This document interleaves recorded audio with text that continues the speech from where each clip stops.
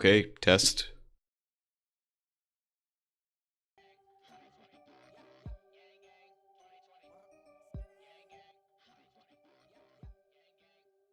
Okay.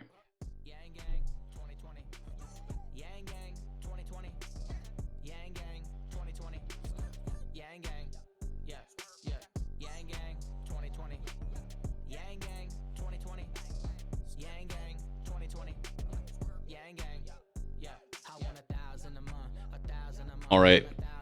Gonna be testing out my microphone here, making sure everything's working okay.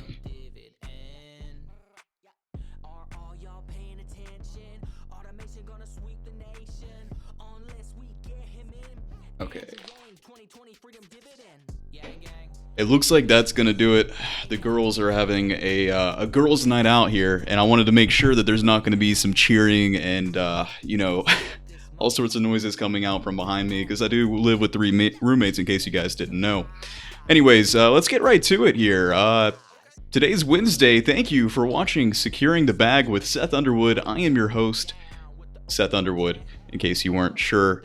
Wednesday is my favorite day of the week. I've got a term for it that I came up with, hump day. That's all original. But more important than that, we are 21 days away from the Democratic debates, and I am still so excited. I'm like, every day that passes, I'm getting more and more amped, more and more nervous, but I don't know about you, I'm feeling 21.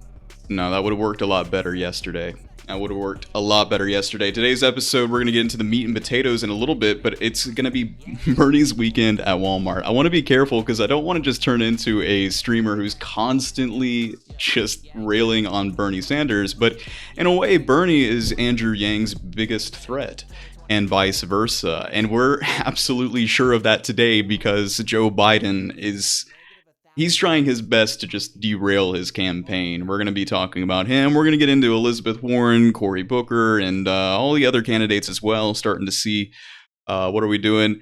Hey, yo, sexy tie. Thank you. Christine actually said that I had to wear this, so I can thank her for that recommendation. And again, my chat on this computer is not working. I've gone ahead and actually set up another laptop just to get this to work. So again, please share this stream with everyone. I need to get to 1,000 subscribers. $1,000 for 1,000 subscribers. So that I can get super chat. It'll really, I actually don't know, but I'm pretty sure it's going to make interacting with the comments a lot easier. I forgot I was going to tweet out a quick tweet to let my Twitter followers know that I'm going live. No, see, I had such technical issues that the people who were waiting on the stream are now already gone. I'm not even going to mess with it. We got to move on. All right, so the other thing that we're going to be talking about as well is the homelessness crisis in LA. There seems to be a whole bunch of... Wait, is this still going? Background noise still going. All right, at least I caught that. I didn't need my headphones to catch that. All right. We're going to get into this right here. The homelessness crisis. Let's go ahead and start with that first, because everything else I'm probably going to spend a lot of time on. There's some terrible news that's come out. A 12% increase in homelessness in Los Angeles. This is the second biggest city in the world. Second biggest city in the United States. One of the biggest cities in the world. And it's had a homelessness crisis for quite a long time. We all know about Skid Row. We all know about the tent cities and everything. And it's always terrible to kind of see that nothing seems to be done about. I mean, that's not for lack of trying. Everyone's trying to solve the problem over there. I saw on Vice News an entire report from people in Venice Beach who were like, "We have to do something here." Actually, I said that. I'm going back right now. Just chat amongst yourselves real quick. I'm gonna send this tweet out because I should do that. I should try and get a little bit more visibility here. I'm gonna have to go over to YouTube. Gonna have to go over here. Gonna have to go right. It still has my other live stream up. That's a problem. That's a huge problem. It for some reason tried to schedule it in advance, and then it was like, wait, no, you don't want to do that instead. Okay, boom, there we go. One watching. Hey, Makina. Oh my gosh. Listen, how are all of Christine's friends hearing about this stream? Oh, thank you so much for subscribing, Makina. You're amazing. Share, copy, and then here, and then boom. All right, so Makina, if you don't know about Andrew Yang yet, I'm about to inform you. So get ready because your life is about to change. You're about to, for the better, I promise. Uh, Again, I can't see any of these comments. I'm gonna have to switch over here live. Oh yeah, boom. There we go. Perfect. She shared you on Snapchat. Okay, she's just a sweetheart. I love her to death. I really do. She's amazing. All right, let's get into this here. I've sent the tweet out, so we're ready to go. Homelessness rises 12% in Los Angeles County. The number of homeless people counted across Los Angeles County jumped 12% over the last year to nearly 59,000 people, with more young and old residents and families on the streets, officials said Tuesday. The majority of the homeless were found within the city of Los Angeles, which saw a 16% increase to 36,300 to Los Angeles Homelessness Services Authority, and in presenting January's annual count to the country board of supervisor. Apparently, this was so bad that like right out front of the town hall, there are tents that are just set up, and there's we're starting to actually like deal with the bubonic plague or like diseases that we haven't seen in hundreds and hundreds of years, because this is a public health crisis, because homelessness is just on the rise so much. And of course, Andrew Yang is like, GDP is going to continue to go up, but we're going to continue to see people's lives negatively affected. This is the most liberal place in the country, and yet they're dealing with absolute like humanitarian issues. And I am convinced that a universal basic income, while not immediately, will go the farthest to actually deal with this problem, because the problem is just there's so many nuanced issues concerning this, and in terms of like housing demand and access to just a good livable service. And then you've also got the fact that there's a lot of immigration in Los Angeles and things of that nature, and none of these things help the overarching issue. But a universal basic income, of course, as I say, would go so far to lessen the housing demand in these cities. And someone who I've been talking with for quite a while on Twitter, because we always somehow wind away into an argument together, it was bringing up the fact that he's like, well, no, we need to, urban sprawl is a bad thing. And I understand, yes, urban sprawl is not the greatest, especially for, climate and all of these things. But I believe that we can tackle the issues of urban sprawl more so than we can tackle the issues of like congested homelessness and just absolute, needles on the street, feces on the street. We have to deal with this in some way, because it's not getting better.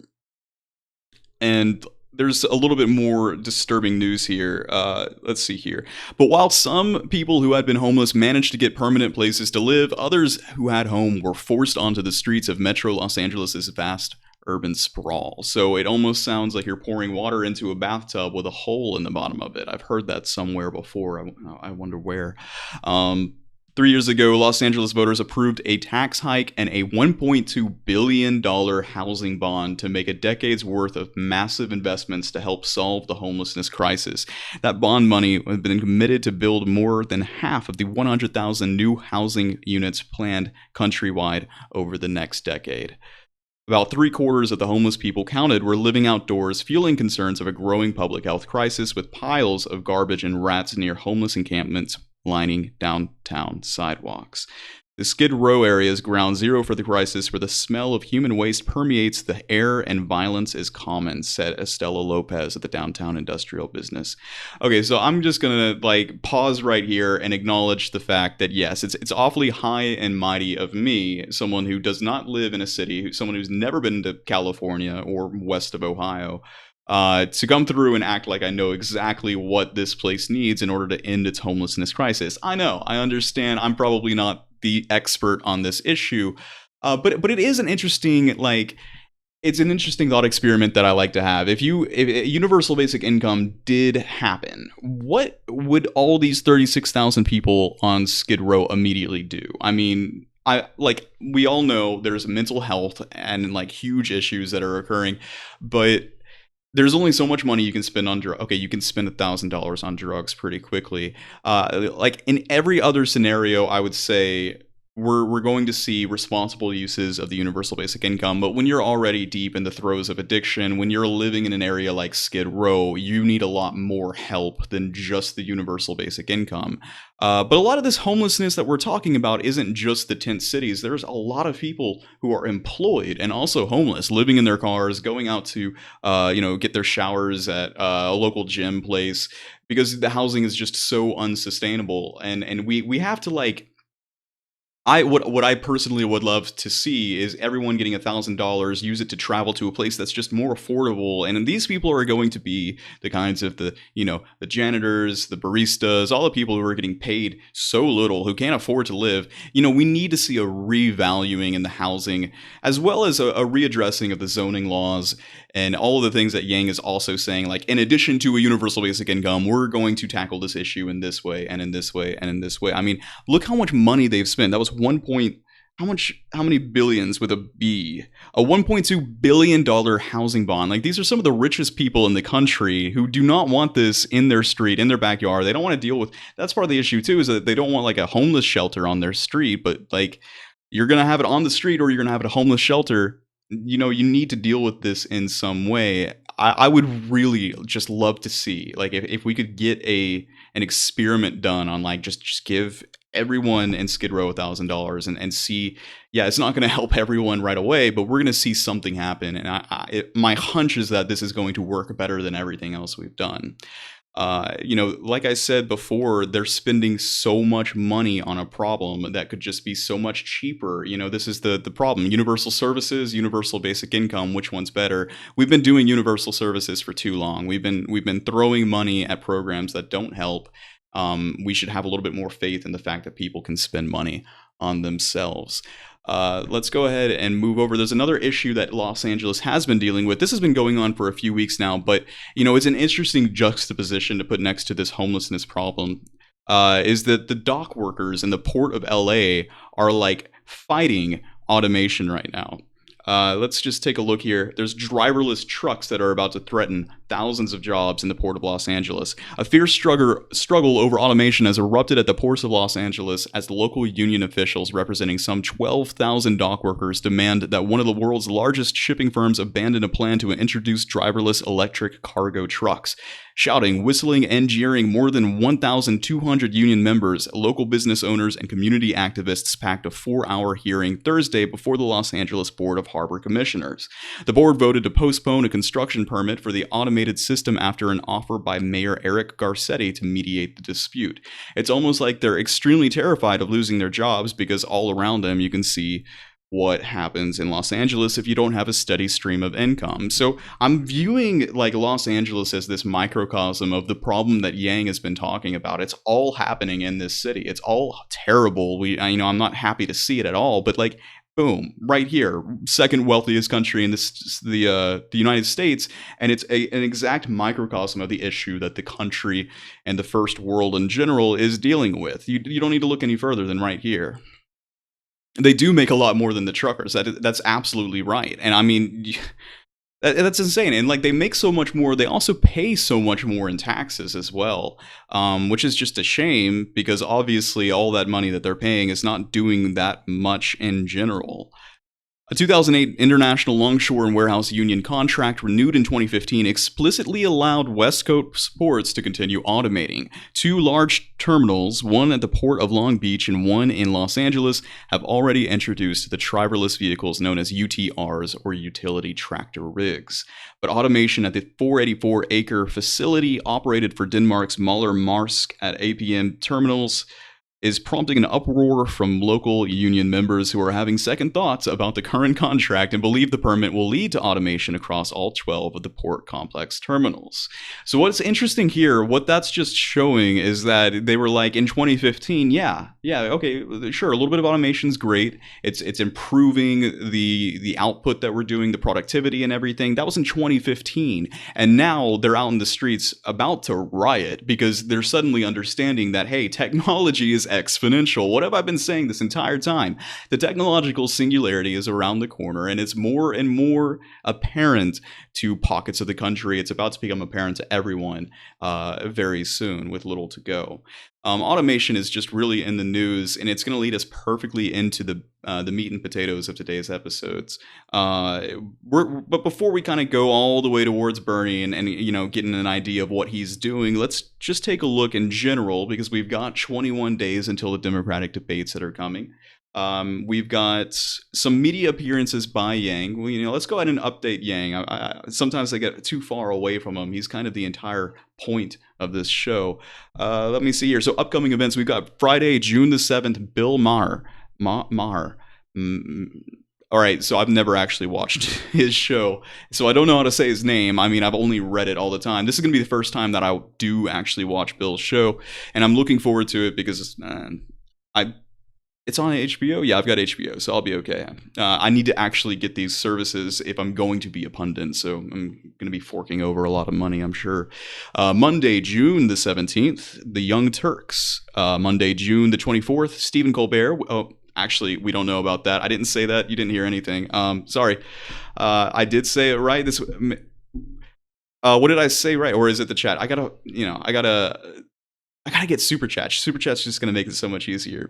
June the 26th and 27th, the Democratic debates will be on the first round, and then July the 30th and the 31st, the debates for round 2. So I'm thinking one of those nights is gonna be when we'll see Yang. I'm really, really, really, really, really hoping that he is right next to Joe Biden. Speaking about Joe Biden, let's take just a quick tangent. Maher. Okay, great. Thank you. I'm very happy.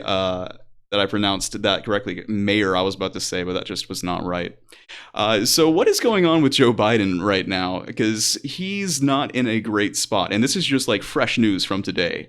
So consider the hits Biden has taken in just the last day. His campaign acknowledged lifting language from other people and institutions in crafting his climate change proposal. This is familiar, which was released Tuesday. And the Washington Post reported Tuesday night that some language in Biden's education plan had been taken from other sources without attribution. Okay, so you may be saying, oh no, a little bit of plagiarism, that sucks. No, this seems to be a reoccurring theme with Joe Biden. He can't seem to come up with his own material, and neither can his staffers. For a while now, I've been wondering who in the hell is working for Joe Biden, and like feeling amazingly like hopeful for Joe Biden to get the candidacy. Apparently it's the type of people who can't write their own speeches. Right, so remember that Biden's first run for president in 1987 was ended by plagiarism allegations. So if history repeats itself, we may not have Biden in the race for long, maybe not even by the debates. And that, again, is why Bernie is the person that I'm going to be focusing mostly on. He's the biggest threat. He always has been. And it's so weird to say that he's a threat because I did support him in 2016. It hurts. It really does hurt me. But he's the one who's gone on his back on universal basic income. Okay, no. I'm going to get into that. And just breathe in. And that's not all, though. That's not all. You may think, oh, that's not good. No, it gets worse. Biden's campaign was forced to clarify that the former vice president still supports the so-called Hyde Amendment that keeps federal dollars from being spent on abortion services except in the cases of rape, incest, and when the life of the mother is at stake. A video released by the American Civil Liberties Union showed Biden seeming to express support for getting rid of the amendment in a May interview. Biden's reiteration of his support for the Hyde Amendment led to a series of blisteringly critical statements from the abortion rights community. To support the Hyde Amendment is to block people, particularly women of color and women with low incomes, from accessing safe, legal abortion, said Kelly Robinson, executive director of the Planned Parenthood Action Fund. Now, I know that it's a pretty incendiary discussion all around. Should taxpayer money be, sent towards... But if you're to understand that this is healthcare all around in some way or another, if you're already anti-abortion, then you're anti-abortion. That's the thing. It makes no sense for Biden to come through and say, yes, I'm for abortion, but no, we shouldn't have taxpayer money to spend for it, because that's the optics of that is so terrible. It's so terrible that and he's getting ripped to shreds online right now. So between those two things, it's just not looking so hot for Joe Biden.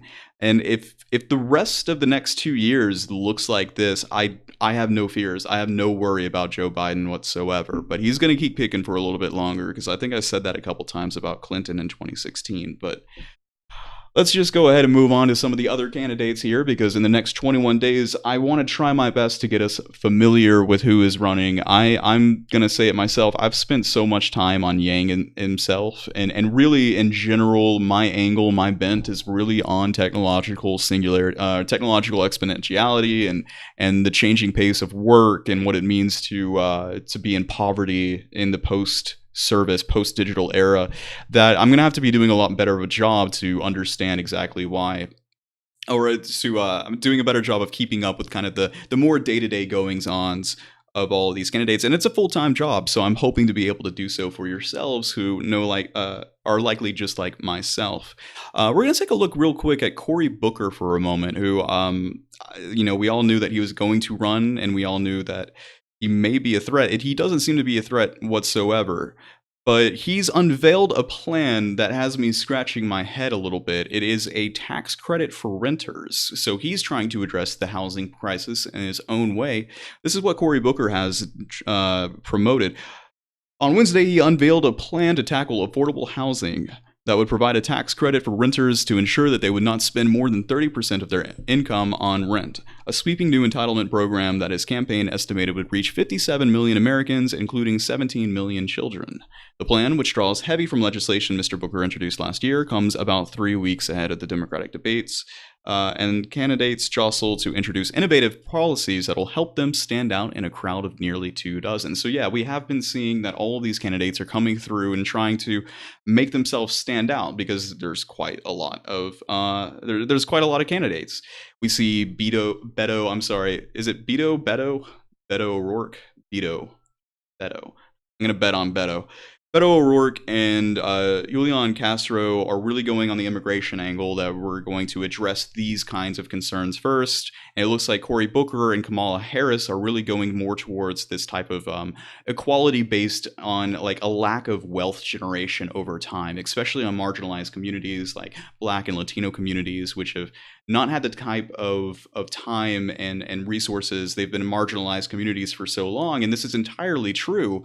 I just don't see that these plans that they're coming through and saying, oh yeah, like, okay, we're going to give money, but how are we going to do it in the best way? These processes really just don't make sense to me. For instance, if you're providing a tax credit to renters to ensure that they're not spending more on their income for rent, well, that's effectively subsidizing rent. It's not going to do anything at all to solve the actual underlying issue. This is a band-aid on an issue that is far, far more pervasive than just throwing money at it. And that's the truth. It really is. And when people kind of like, strike back on Twitter about universal basic income and how it's all going to get sucked up by rentiers, I do understand that angle, and it's a very good angle. The entire point that I have for universal basic income is it's going to allow people to have more choice in where they live, and that's the biggest angle. And I mean, without that, we will have to look at some sort of laws to prevent price gauging. I don't see how this addresses anything at all for that overarching issue, but maybe I could be wrong. I don't see it happening. So Booker has also kind of come through in the past, and he said, opening up a fund for every newborn child, which when they come of age will allow them to have a pretty significant amount of savings. And, overall, that is a pretty great idea. And it is something that I think that we should absolutely be looking at. But, that's an 18-year-long process down the road, whereas a universal basic income is what we need right now in the present. Because in 18 years, we have no idea what the pace of technological expansion is going to make this entire world look like, right? I mean, the entire point that Andrew Yang's campaign is pushing forward is that we've got 4 years to address the coming technological disruption in trucking, real estate, trucking, retail, also real estate. I used to be a realtor, and I've got some insight into that. I don't think that real estate is any different than these other facets of the economy. So retail, truck driving, call center work. I was a call center worker, and I know that that's going to go first. Before the truck drivers, call center is going to be gone first. They're just itching. They're itching at the seams. I could see it. I could see it as I was like sitting there, with my headset and everything, taking these calls one after another, getting berated by people who don't understand anything about technology, and just telling people to mostly turn their phone off for 8 hours a day. I could see my managers sitting there, and their higher ups would come by, and they would just sit there kind of like looking at us, right? What are these jobs? What are these jobs doing? These jobs are like only to try and help people who buy the product and then have problems afterwards, right? It's like money's being spent on the product after the point of purchase, and that's the kind of money that companies hate spending the most. And they're like looking over us, they're checking our quotas and everything, and like they're salivating at the foaming at the mouths, salivate. Okay, there's a term here. They're really excited to not have to pay people after the point of purchase for this specific cause. As many people as they can automate away, I guarantee they're going to do so. And Google Duplex, if you have not seen Google Duplex, you need to go and Google Google Duplex or YouTube Google Duplex, because it's going to just change everything, absolutely everything. It's already making phone calls right now and setting up reservations for people. And the reception's kind of weird when people realize that it's a robot. They're like, oh, that's kind of strange. But if they don't know it's a robot, they're like, this person's the kindest person that I've spoken to all year, because I can mess up on something and they're just still polite as can be, because robots actually have manners. Overall, I'm excited because call center work, I can say this from experience, is some of the worst work possible. I would never tell my child, never tell anyone that I cared about to go and work for a call center, because the only people who can do extremely well in call centers are psychopaths. You want to get away from the desk as soon as possible, start getting into management or some way, because you're just constantly being berated by people who just have no empathy for you.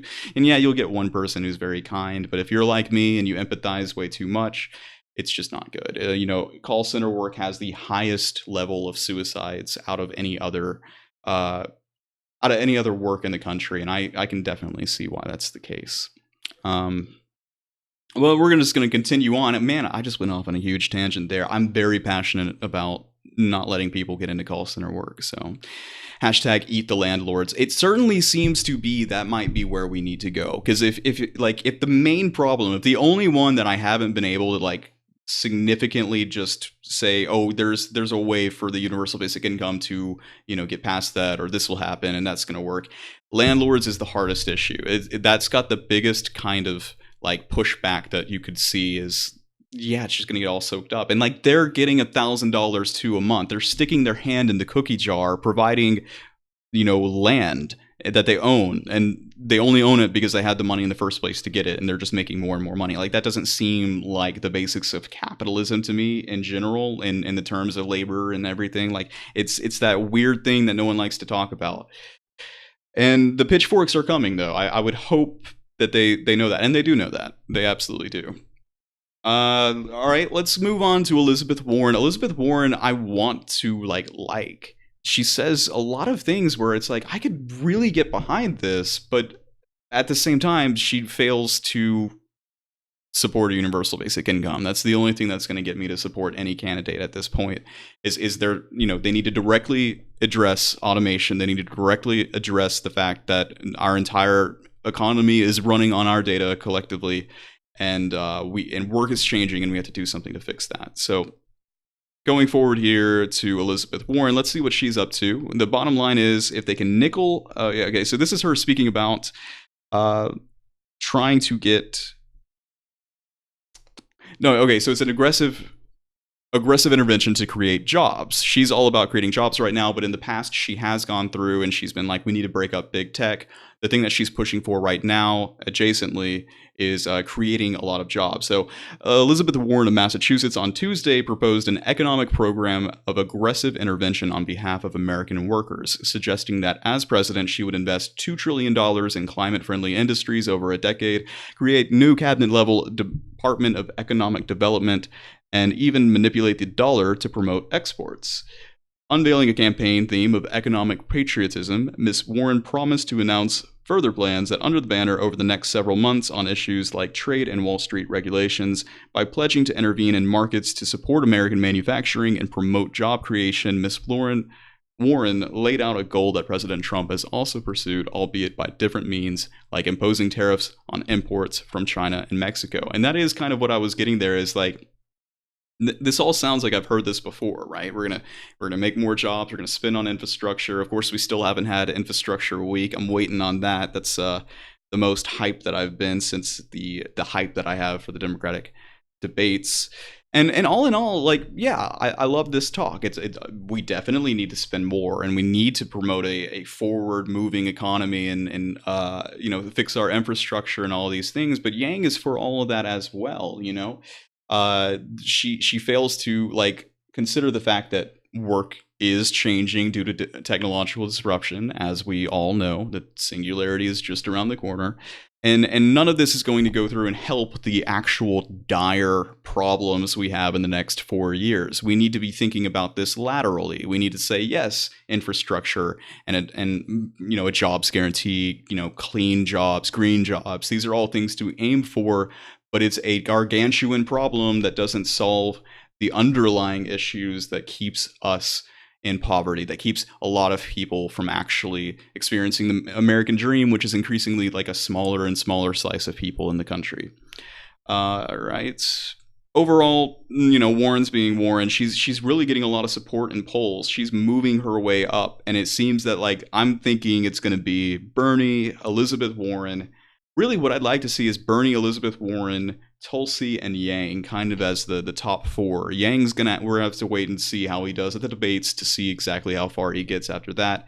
But in terms of the neoliberals, I'm thinking Kamala Harris is going to do pretty well. I don't see Beto and Booker going forward. And Pete, yes. Okay, Pete Buttigieg, I think, will also be a forward-moving kind of personality, especially at the debate stage. He's like a very good orator, and I say that with a little bit of respect, because he can just push through anything that's thrown at him and provide a very reasonable explanation. He hasn't really gone through and he's got the automation angle, which I enjoy, but he doesn't give the respect to universal basic income that it deserves. But that's totally normal. I can understand being hesitant, and I've said before that it's probably a good thing that Andrew Yang is not a career politician, because he wouldn't be able to come in as boisterous as he could with a universal basic income. That's kind of his secret power, if you ask me. And we're going to move forward. I think that's just about it for all the underlying kinds of candidates here. The big meat and potatoes story of tonight is the fact that Bernie is making a lot of moves to try and push forward, as he has in the past, make sure that workers in America are getting their fair share. And this is, exactly more of the same that we've seen in 2016. But knowing what we know now, it's just getting to the point where it's like you're pouring water into a bathtub with a hole in the bottom, as we have said before. So what is Bernie doing? He's telling shareholders of Walmart that they're paying starvation wages to their employees, and it's time for a change.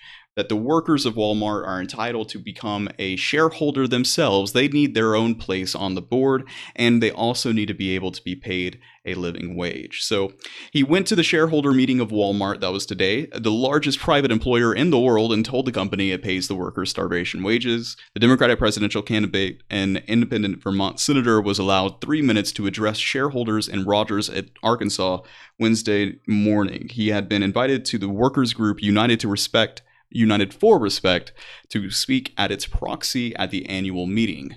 Wages that are so low that many employers, I think I've got some typos in here. Employees are forced to rely on government programs, said Sanders. That's true. Frankly, the American people are sick and tired of subsidizing the greed of some of the largest and most profitable corporations in the country. Also true. I love what you're doing, Bernie. I really do. They are also outraged by the grotesque level of income and wealth inequality in America, as demonstrated by the CEO of Walmart making 1,000 times more the average Walmart employee. Notice that's average, that's not the lowest employee, Sanders said. Last year, Sanders pointed out, Walmart paid its CEO over $20 million in compensation and has authorized $20 billion in stock buybacks, which will benefit its wealthiest stockholders. He chided the company. Surely, with all of that, Walmart can afford to pay its employee a living wage of at least $15 an hour. Surely they could, I agree. Before his appearance, Walmart representatives said they had hoped Sanders would not use his address as a campaign stop. It's true that the event couldn't have felt more different than a Sanders rally. The attendees sat in neatly aligned chairs. There was no need for Sanders to shout over the cheers of his supporter. His brief remarks were met with polite applause. It was the very picture of corporate America. About 200 Walmart associates and shareholders filled the ballroom at the Q John Hammonds Convention Center. Leading up to the meeting, shareholders voted on multiple proposals, including some submitted for United for Respect. Sanders was advocating. All right, I'm not going to read the entire article here. I'm going way too far. I'm not sure why. But one more last thing. When we talk about fairness and we talk about income inequality, we are talking about Walmart, Sanders told the crowd. You know, that's the thing. Are we expecting corporations to be fair? Has that ever been the deal? I mean, that's the hard truth that we have to come through and understand. And for some reason, I thought that Bernie understood this more than anyone else. You know, there's a better way of going through, especially when you've got if we understand and we accept that corporations are greedy, as Bernie Sanders is saying to these companies, then we should understand that raising the minimum wage or telling them to, incentivize having these workers become shareholders of the company, they're not going to suddenly just say, oh, yeah, you're right. Or, oh, yeah, you passed some laws and now we're going to suddenly be as fair as we need to be to these workers of the country. They're going to go through and do exactly what they've been doing. And that's, cutting hours. That's going through and finding ways of making that labor less reliant. Automation. Right now, actually, there was just movement here happening. Let me see. This is right here. Okay. So Walmart is expanding in-store use of robots and automation. Smart assistants will help stores run more smoothly, the retailer says. After successful pilots, Walmart plans to roll out more automated assistants to handle a range of repetitive tasks at stores.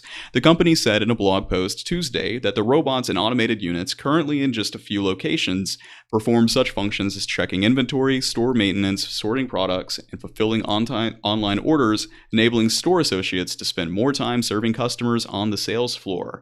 You remember a couple of years ago, I mean, I don't know about y'all, but I've noticed that there are far less cashiers than there were 10, 15 years ago. I mean, just in my general area, I understand across the board it's kind of rough to make that generalization, but there's just no, okay, I'll get to that, breathe in.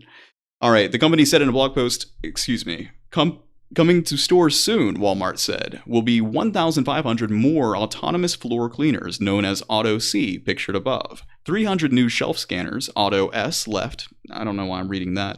1,200 additional FAST unloaders and 900 more pickup towers. Walmart said it's been testing the technology for months and has seen a strong response from store staff. So, the question of, is this going to 100% automate away millions of retail jobs?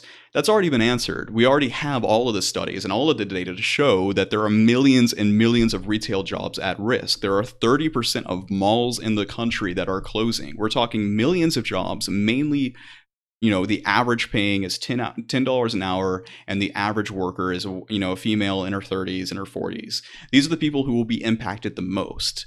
And what Bernie Sanders is coming through and doing is, once you have heard Andrew Yang speak and, bring up these actual problems, the problems that we are really dealing with, it just makes it seem like Bernie's not doing anything to address those things. You don't think that Walmart's going to go through and say, oh, wow, we got to pay all of these millions of workers an actual $15 wage and they're going to get some stock benefits as well? No, a robot does not need a $15 minimum wage, and a robot is not going to be a shareholder of the company. It's not going to take vacations. It's not going to get sick. It's not going to sue for harassment. It's not going to, I can go on and on and on and on and on, right?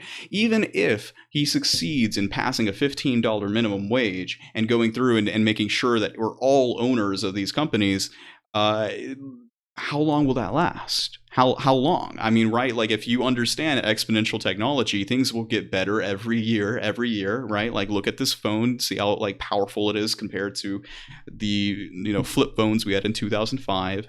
The pace is quickening. It's going to continue to do so. And they'll say all they want. You're never going to hear a company that's when they go to them and ask and they're like, hey, what do you have to reply when people say we're really worried about people losing their jobs? Well, of course, you're going to get a PR suit come up and say, listen, okay, These robots, they really make people work faster and better. People enjoy their lives more because they're able to work on more creative tasks. They're able to go through and engage with customers a lot more. Well, no, that's what they're paid to say, because the optics of saying, yeah, hell yeah, we're about to get rid of thousands of jobs and we're going to make so much money. That you can't say that. You can't say that because, like I said earlier in the show, you're going to get riots in the street when people start to understand the impacts of automation and the way that it just in general is devaluing human labor. Yeah, you're going to start honking, honk, honk. It's clown world because everyone seems to understand what the problem is, but then they just don't. They cast it on something else. And as I've said before, the issue is that we are ingrained within us to believe that it's someone who looks different than us. When we're feeling struggles, when we feel that resources are scarce, we're going to blame that person or these new people or that person who doesn't speak my language. It's so just like basic that it's really frustrating that there are otherwise intelligent people who miss this. And that's why the Andrew Yang supporters, the constituents, the Yang gang are the most intelligent constituents going into 2020, because they understand this issue is actually this. It's a duck, not a rabbit. That's a wrong analogy to use because the duck and the rabbit are the same thing. But in a way, that is kind of what it's like. You can build a wall, but it's not going to stop robots from coming in and taking your job. That's just the simple truth. Let me see here. Yeah, and for the locations that bump to $15 to make up for the area they're in, it stops there. Starbucks continues to grow, but we earn nothing more. That's exactly right. I mean, the overall like generalization is that, oh, you're going to raise minimum wage, and then people are going to take that and they're going to go through and spend it more in their economy. And that's true in many places, but in a lot of areas too, a lot of smaller businesses don't have the ability to keep up with those kind of laws. And I mean, I remember having a discussion with my employer when I was delivering pizzas, and I was like, what would happen if you were to raise wages? And she's like, I'm going to go through and cut all of your hours so that you all have to like do more over the course of the day, and I'm able to save as much of the labor costs over time. Because like if there is an increase in consumption in a local economy after you raise the minimum wage, there's definitely going to be a delay from that moment and later into whenever that kind of increase happens. You know, there's a burden that absolutely exists on small business owners, and again, that's why I'm so bullish on universal basic income, because in that way the burden doesn't exist on the small business owners. And they get to reap the benefits of having a local community that has a lot more to spend. But I've hashed over that quite a bit here. All bathtubs have holes in the bottom. That's true. All right, the porcelain's cracked, and okay, no, that doesn't make sense either. Like, porcelain's not going to stay. You think like a crack in a porcelain tub would make sense? No, okay. But really, the thing is that it's not just a hole in the bottom, but it's a funnel that's going back up to the elites, right? Like the analogy definitely could use a little bit of work. I completely agree. Like, so this is the thing is like, I'm sitting here and watching this happen. I'm sitting here and seeing like Bernie's tweeting out saying, with the wealthiest corporation in the world, none of their workers deserve to live in poverty. No one deserves to live in poverty, period, in the most advanced and technologically, sophisticated country in the world. That's the entire point behind the freedom dividend, is that you're going to take a technological data dividend that every one of us is responsible for. Every time that you leave your house with your phone in your pocket, I love saying this in case you can't tell. Every time you leave your house with your phone in your pocket, your data is picked up, soaked up by the overarching, the 5 biggest corporations in the country right now, Facebook, Amazon, Apple, Netflix, Google, have all earned their money in one way or another by utilizing the data that you, me, and our grandmothers and everyone else have either knowingly or unknowingly given them. They would not be worth trillions of dollars were it not for us. So it just makes sense, especially from a progressive lens, especially if you're Bernie Sanders, especially if you're a Sanders supporter, to go through and fight for a lot more than just getting a seat at the shareholders board, getting a little bit more minimum wage. Especially, you're missing the trends. You're missing the trends, and it's just like the issues that we were dealing with in 2016, the actual issues of the economy that Yang says were overlooked by our political sphere. They were overlooked by the overarching discussions during the time. The type of the type of economic populism that we've seen is being driven by this overarching issue. Yang is the only one. Yang's the one. He's talking about it. Math is the path. It's right there in the slogan. Like, you don't need to look any further. It's just right there. It's easy. It's easy. I feel like I gotta like start talking a little bit slower because I'm just rushing through almost all of the material that I had today, and then again I'm gonna be done in like 45 minutes like I was yesterday. It's all a learning process, and you all are here to help me out as we begin. Again, as I said before, 1,000 subscribers for Yang's 1,000 dividend per month. I would really, really enjoy it if you could share this and subscribe if you haven't already, because once I get to 1,000, I'd be able to do the super chat, and I wouldn't have to kind of take too many glances and get a little bit sidetracked by looking over here for the chat or this or that. Let me see here. I know I had a lot more that we were going to talk about. A lot more. Let's see. At least I think. I'm not sure. While I'm looking through this, though, I gotta say I'm super excited. Today I got this pillow that apparently is supposed to keep itself cool at night. And there's nothing better than like flipping your pillow over. You know, the moment where it's like 3 a.m. and you reach your arm underneath the pillow as you like gently wake up from a dream where you've got $1,000 every month, and the dream's just so blissful that you just want to stay in it, and you're about to, but your pillow's just gotten hot because you're drooling all over it, and the saliva is just way too warm because it's nighttime, and like the humidity of the area that you're in is just absolutely crazy because you somehow live in the most humid place in the world. And you feel the coolness of the pillow underneath your head, and you flip it over, and like that moment is the best moment. You live for that moment. You go to work for 8 hours a day. You come home, you crack open the beer, you yell at the kid, you kick the dog, and you're living for that moment at 2 a.m. when you flip the pillow over. So apparently, though, I am now in the absolutely blessed position to be able to have a pillow that keeps itself cool all night. I'm going to report back on tomorrow's episode with how that goes because, as you can probably tell, I'm really excited about it. I've got notes here. I've got a lot of notes here. Yeah, let's just take a look at here. This is actually an InfoWars article, and I know I'm so sorry. I'm so sorry. I'm not alt-right. I'm not like an alternate. I guess I am an alternate news source. But of course, it's not like actually given the link. I'm not going to be able to do it. That's probably for the best. But it was an InfoWars article on the fact that the middle class, the wealth owned by the top 10% is getting even larger. The middle class continues to shrink, the trend that we've seen happening for the past 40 years. It's just getting worse. And now you've got InfoWars calling it out. Like, hey, where's the American dream? The American dream's, like you're going to get wealthy, hopefully. And on your way there, as you go through the middle class, you're going to have a very good quality of life. Well, it seems like for the vast majority of people, even as our GDP continues to skyrocket, we're at record highs. The economy is just doing great. You get all of these articles that come out, and it's like, hold on, wait, like let's talk about this a little bit, because it doesn't seem like things are actually that great for some people. But the numbers say that it should be fine, right? Unemployment's at record lows. But then you've got 80% of Americans living paycheck to paycheck. But then you've got, 40% of Americans that couldn't afford a $400 bill without relying on family assistance or credit.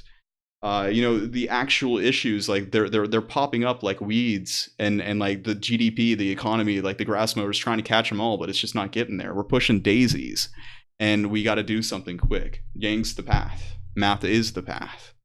Yang gang. Let's secure it, I think. Let's see if there's anything else kind of going on. I'm waiting to continue to see the dumpster fire that is Joe Biden's campaign. It's starting to become very entertaining. As I think that this will all be, I've chosen, I think, the best time to begin doing this report because, this is when things start to get really good. And I only got to see it for the first time in really kind of 2016 because that's the first time, I'm out of high school. I'm getting ready to really start engaging with politics. And this is where the entertainment begins because you might as well enjoy it as everything is burning to the ground. You got to find enjoyment in the little things. So we've got Bill Maher on Friday. I'm thinking that's going to be really interesting because from what I have heard of Bill, he seems to be a very kind of, he shoots it straight. He's not going to obfuscate like you would see with a lot of other kind of mainstream news sources. But at the same time, I've been seeing some really surprising activity when it does come to Yang. I mean, there was a NBC interview that really kind of went in depth with everything, and they brought up like an objection, and then they actually came through and they provided the reasonable explanation, the reasonable answer for that objection. And I sat there going, "This is insane! This is not the kind of media that I am become accustomed to. I hope to continue to see it a lot more, but I am still skeptical. He's such an underdog, right? That they just might not be taking him seriously yet." I also heard that the new Russian influencing campaign is in full swing and we're not prepared for it. And that's not a surprise to me because, influence campaigns have happened in one way or another all throughout our political history.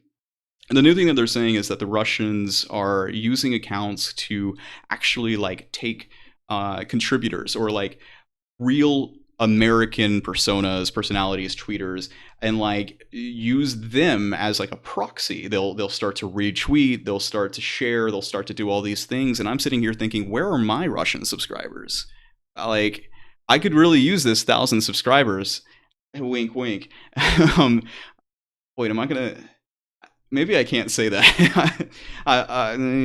But that is kind of a disturbing thing to consider that, it continues to evolve in ways of like, it's harder and harder to see because it's one layer below the surface. Oh yeah, obviously if you see an egg on Twitter with 8 letters in the name or something like that, you can pretty safely bet that that is a Russian troll.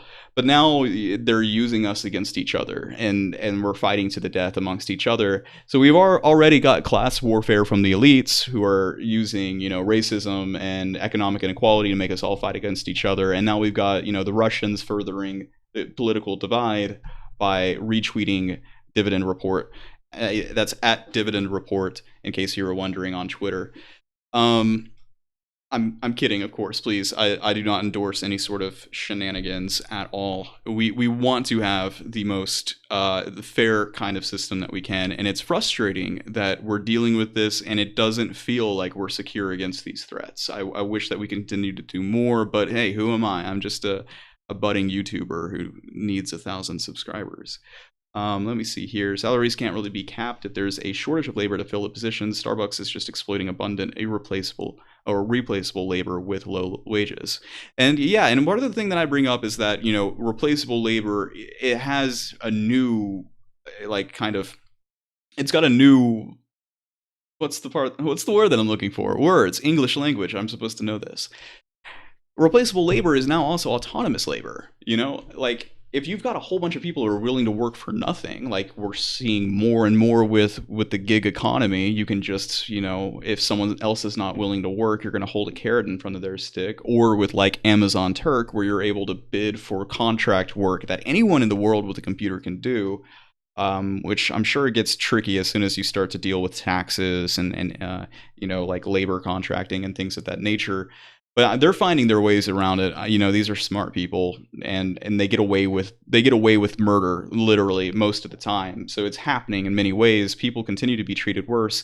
That's the thing. We can't just expect Bernie Sanders to come through and say, "Hey, you're going to start treating these people better," and then them suddenly do it. I don't see that happening. I just don't. It may work for a little bit, but again, if wages aren't overall increasing 2% per year tacked to inflation, even if you are getting, kind of stocks from your company, that's not going to help the average American, in my opinion. It just absolutely won't, especially as technological disruption continues to occur.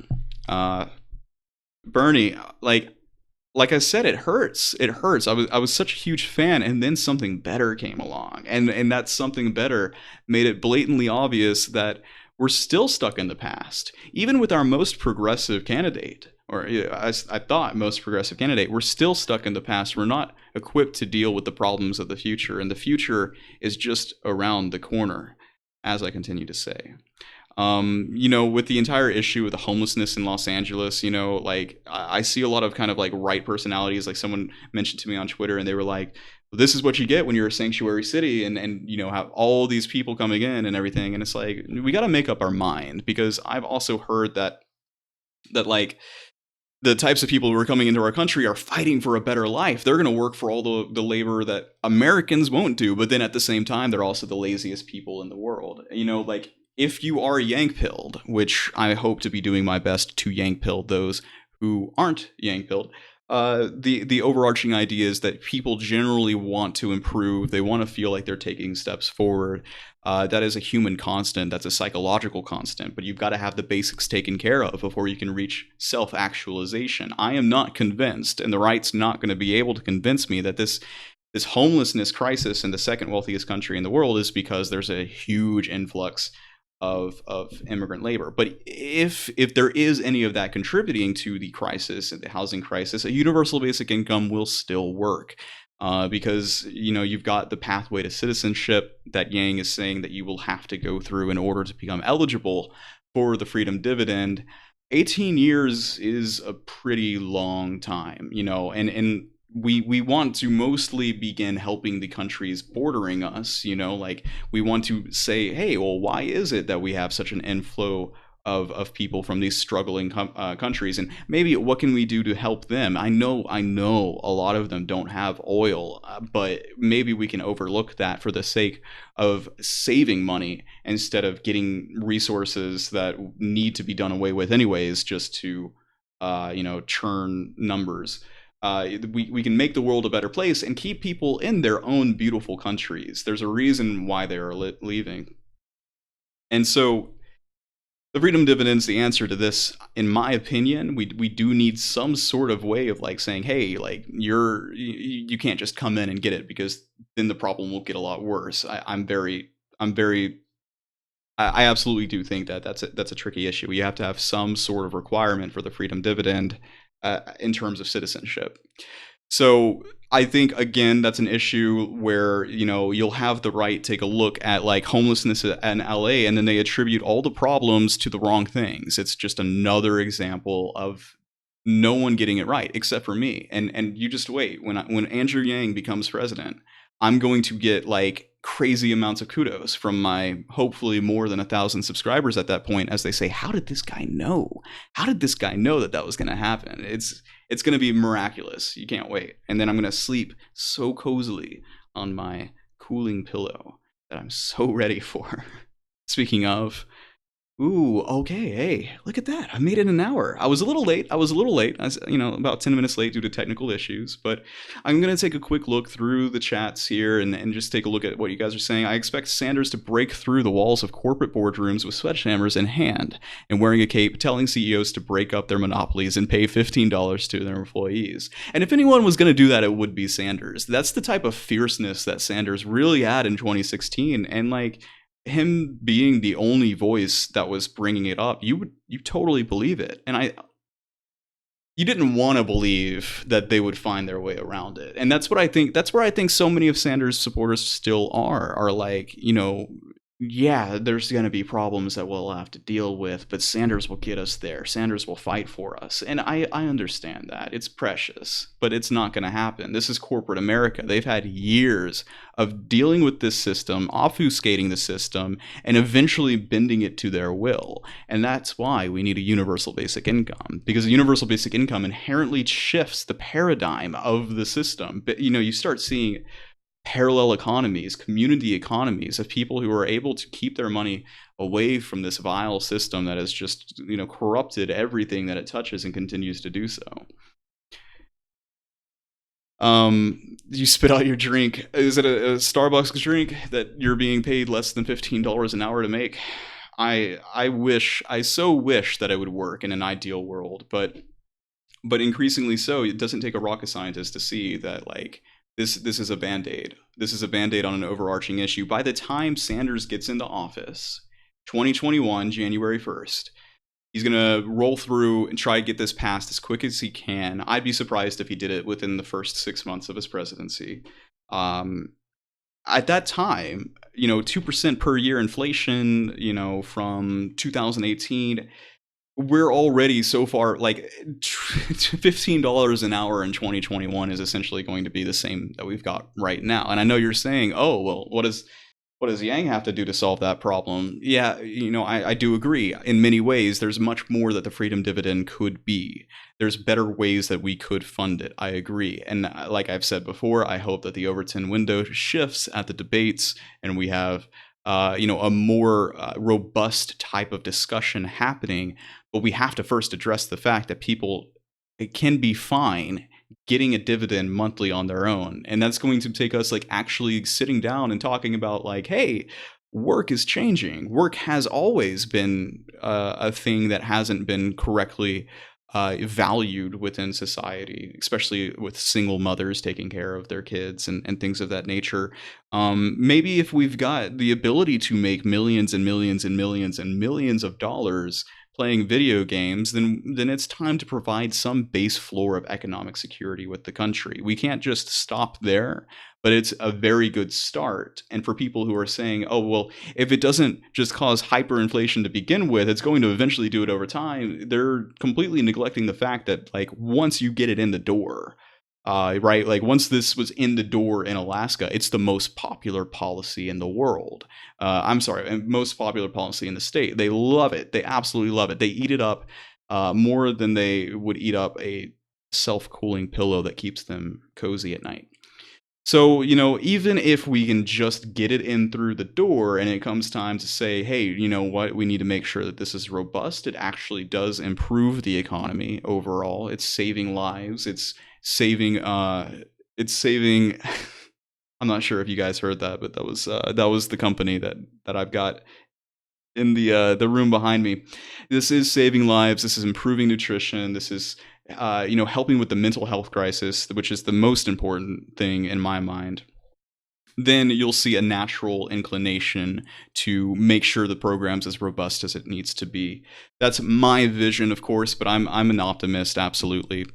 And I understand that we need to continue to fight, but this is what we do as a democracy. We make our voices heard, and we try to push forward against the flow and ebb of corruption, which is just a constant. It's very Tolkien like.